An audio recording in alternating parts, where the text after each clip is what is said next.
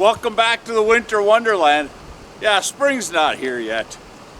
Woke up this morning to about 10 inches of snow. It's wet, heavy, doesn't plow good. You know, that ground was partially thawed. It's gonna be a mess today. Why don't you jump in, let's go plow some snow. I gotta get after it.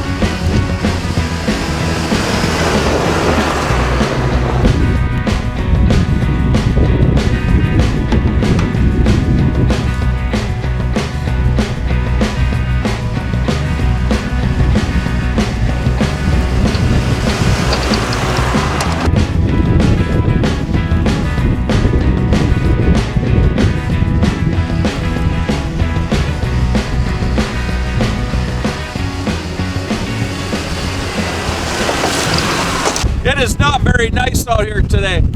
Got a couple more stops to make. Got the groundskeepers on. A must-have in the springtime. Everybody's driveway and yards are getting soft. Groundskeeper keeps that blade from digging in, makes it so much nicer. If you don't have a set of groundskeepers on your plow, get them. It's gonna save your yard, driveway. All right, I'm gonna get back inside, finish up plowing.